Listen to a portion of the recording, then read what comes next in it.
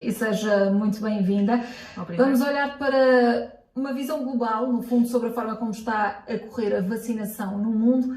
Quem é que está a liderar esta corrida? Neste momento, quem está a liderar é Israel, não é?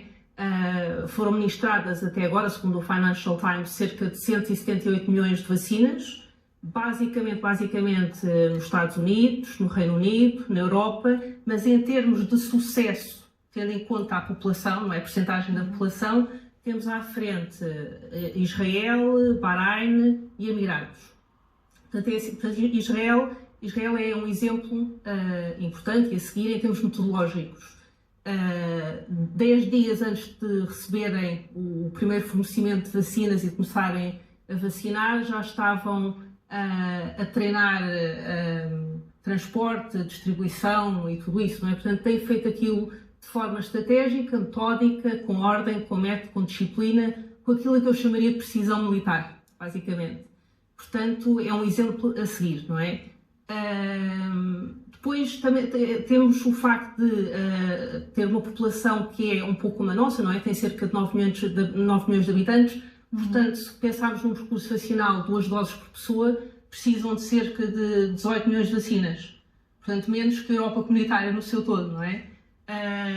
Também o país não é enorme, não é? Mas o nosso também não é. O nosso também não é enorme, não é? O que significa que isso facilita o transporte das vacinas, sobretudo ter em conta que há vacinas que têm que ser transportadas com muita cautela, porque têm que estar a uma temperatura de 70 ou 80 graus negativos, não é? Mas a metodologia tem sido muito interessante e tem resultado.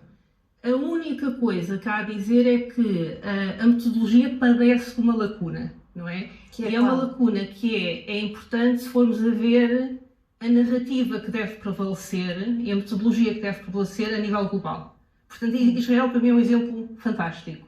Porque, por um lado, tenho imensa admiração pela forma como eles estão a lidar com a situação.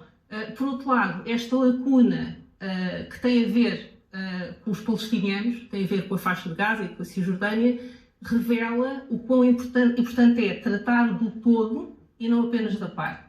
Israel está a tratar de forma incisiva a respectiva população, mas apenas prometeu até agora cerca de 5.000 vacinas para a população palestiniana que reside na Cisjordânia e na faixa de Gaza. Ora, temos uma população de cerca de 4 milhões e 300 mil pessoas. Percurso vacinal de 2 doses, precisamos de 8 milhões e 600 mil doses. E até agora Israel, e a custo, com alguma relutância, concordou em fornecer 5.000 doses.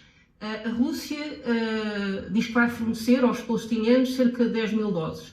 O programa COVAX, que é um programa que foi criado pela Comissão Europeia, pela OMS, também com a iniciativa de França, e que pretende angariar dinheiro dos países desenvolvidos no sentido de ajudar os países menos desenvolvidos, mais pobres, a terem a dose que precisam de vacinas. Também vai fornecer cerca de 200 mil vacinas. Mas ainda assim é fácil. Eu não sou excelente a fazer contas, mas é assim, é óbvio. Mas é óbvio, portanto, é óbvio essa garantia. Se olharmos em concreto para a situação de Israel, como falava, num exemplo positivo de metodologia, Israel decidiu separar a população com um passaporte verde. É uma decisão que vai entrar em vigor a partir de domingo. Só os vacinados, no fundo, é que podem ter acesso depois aos restaurantes, aos shoppings, enfim.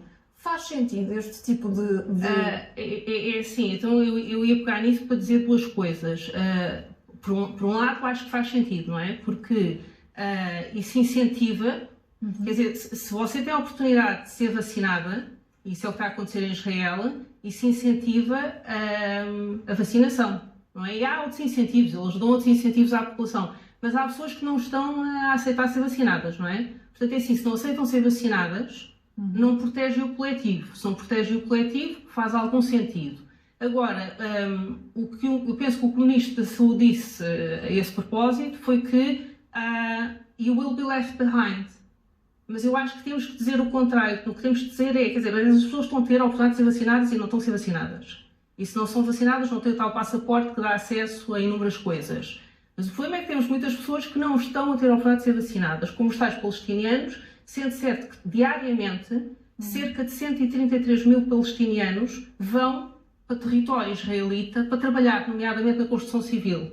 Portanto, é assim, Portanto, há um risco, não é? Com certeza, então assim permanecem as fontes de contágio, não é? Os mecanismos de contágio, e por isso é que é importante pensar no todo e não na parte. Quer dizer, pensar na parte não trata disto. Tem que haver um planeamento de facto a nível global. Exatamente, é isso mesmo, para tratarmos do todo e não da parte. É claro que assim, isto é uma questão de oportunidade, é uma questão, há aqui livre-arbítrio, não é? Eu penso que os países desenvolvidos têm a oportunidade de, sobretudo sob a égide das Nações Unidas, de criar um programa, um planeamento que tenha em conta a floresta e não as árvores. Porque se tratarmos da parte e não do todo, não tratamos tudo.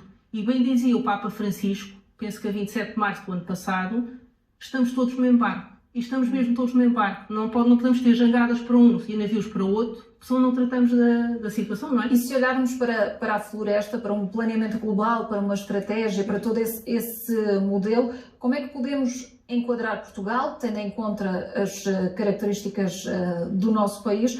De que forma é que podemos melhorar, aprender com o que está a acontecer nos outros países? Aí podemos fazer duas coisas. Podemos, então, pegar no exemplo israelita, na parte boa do exemplo israelita, e organizar tudo com estratégia, com precisão militar, de forma imperturbável. Temos que antever vários cenários, porque tanto o vírus como as vacinas, como o contexto em geral, são alvos em movimento. Portanto, alguém tem de prever vários cenários e não apenas um cenário, não é? De forma estratégica e, como digo, já e portanto, o que defende a nível de modelo não é um modelo reativo, mas um modelo proativo. Exatamente. Preemptive, exatamente. E agora, temos também de tratar, agora ainda ao outro lado da questão israelita, temos de tratar de quem anda em Portugal. Quer dizer, temos de pensar e enfocar o princípio constitucional da igualdade, que reside no artigo 13 da Constituição, e depois temos que passar para o artigo 15 e dizer que tratamos dos portugueses, mas também tratamos dos estrangeiros e dos apátridas, não é? Portanto, usamos o princípio da igualdade e tratamos todos de igual forma, ministramos vacinas a todos, não necessariamente por questões éticas, porque elas nem sempre colhem a nível do processo decisório que releva, não necessariamente por questões jurídicas, embora eu tenha evocado a Constituição, mas por pragmatismo. Peço desculpa, não seria a palavra, pragmatismo. Porque se não formos pragmáticos, não tratamos disto. E se não tratarmos disto, continuamos durante muito tempo a ter problemas básicos de saúde, não é? As pessoas adoecem, as pessoas morrem, continuamos a ter problemas económicos e nesta altura, dizia a Organização Mundial do Comércio que nesta altura teríamos o dobro das pessoas que tínhamos o ano passado a viver abaixo do limiar da pobreza. Portanto, continuamos a ter problemas económicos, continuamos a ter problemas a nível da oferta, procura, de produção, de canais de distribuição, continuamos a ter problemas sociais e psicológicos e tudo isso. As pessoas estão fartas de estar em casa, não é? E as pessoas estão em boas condições, não é? Há pessoas que não têm paz e harmonia em casa, têm lares complicados, não é? E temos também problemas políticos, porque repare que o facto de termos pandemia e estado de emergência e tudo isso também leva a um cerceamento de direitos, liberdades e garantias, que é necessário, obviamente, por uma questão sanitária, mas não deixa de existir. Ou seja, é no interesse de todos, sob o ponto de vista pragmático, que tudo isto cesse. E o êxito da estratégia agora, peço-lhe para extrapolarmos israelita. E falarmos aqui um pouco do que é que podemos fazer em Portugal. O êxito da estratégia portuguesa vai depender do quê e como é que olha para o decorrer da vacinação no nosso país, Portugal, tendo em conta os grupos prioritários definidos, o ritmo a que está a decorrer esta vacinação. Eu não tenho nada contra os grupos prioritários definidos. Aliás, foram dadas várias opções a nível da OCDE, ainda antes do Natal, foram dadas várias opções no sentido de definir prioridades. Agora, a Comissão Europeia teve imenso cuidado e preparou meticulosamente os seus contratos bilaterais com 5 ou 6 empresas farmacêuticas, 6 penso eu. 6. Portanto, não pôs os ovos todos no mesmo cesto, fez o que pôde. Depois houve um problema em termos de supply, não é? De fornecimento de vacinas, porque claro, também ninguém esperava que precisássemos tantas vacinas e tão depressa, não é? Nesta altura.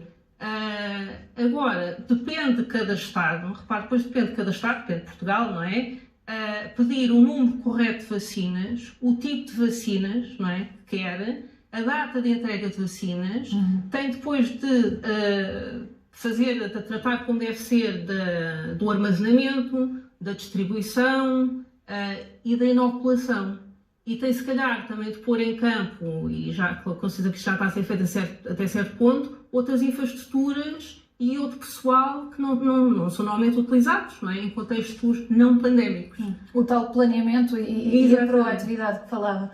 Muito obrigada pela sua presença nesta edição da Noite. Obrigada eu, Patrícia.